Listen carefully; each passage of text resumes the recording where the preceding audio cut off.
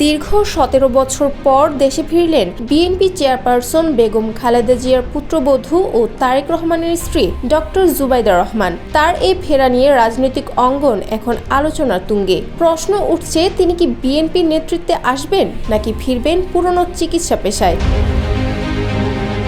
যদিও জুবাইদা রহমান এখনও রাজনীতিতে আসার ঘোষণা দেননি, তবে রাজনৈতিক অঙ্গনের বাতাস বলে দিচ্ছে তিনি এলে শুধু বিএনপিরই নয়, পুরো জাতীয় রাজনীতির এক নতুন সমীকরণ তৈরি হতে পারে।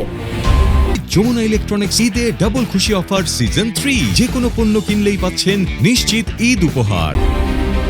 মঙ্গলবার সকাল 10টার দিকে হযরত শাহজালাল আন্তর্জাতিক বিমানবন্দরে খালেদা জিয়ার সঙ্গে অবতরণ করেন জুবাইদা রহমান। তবে নজর পড়েছে তার উপরেই বেশি। খালেদা জিয়ার সঙ্গে আসার পরপরই সামাজিক যোগাযোগ মাধ্যম থেকে শুরু করে রাজনৈতিক বিশ্লেষণ ও গুঞ্জন। এই কি সেই প্রত্যাবর্তন যেটা বিএনপির ভবিষ্যৎ নেতৃত্বের রূপরেখা বদলে দিতে পারে? তবে বিএনপির শীর্ষ নেতারা এখনই এ বিষয়ে মুখ খুলতে রাজি না। দলের স্থায়ী কমিটির সদস্য মেজর হাফিজ উদ্দিন আহমেদ এ নিয়ে বলেন, জুবাইদা রহমানের জনপ্রিয়তা আছে, বিশেষ করে সিলেট অঞ্চলে। তিনি যদি রাজনীতিতে আসেন তাকে স্বাগত জানাবো।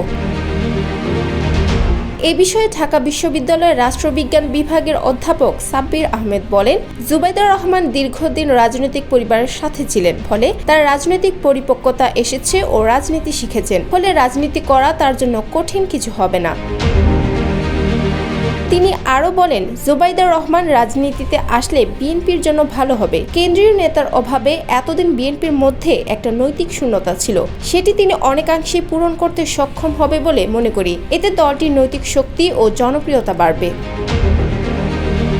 জুবাইদা রহমান ১৯৯৫ সালে বিসিএস স্বাস্থ্য ক্যাডারে প্রথম হয়েছিলেন। জিয়া পরিবারের পুত্রবধূ হলেও চিকিৎসা পেশায় ব্যস্ত জীবন কাটিয়েছেন তিনি। রাজনীতিতে না জড়ালেও তারেক রহমান সহ অন্যদের সঙ্গে দুর্নীতি মামলার শিকার হয়েছেন। এক পর্যায়ে অসুস্থ স্বামীর পাশে থাকতে লন্ডনে চলে যান তিনি। এরপর ২০১৪ সালে কর্মস্থলে না থাকার অভিযোগে শেখ হাসিনার সরকার তাকে চাকরিচ্যুত করে।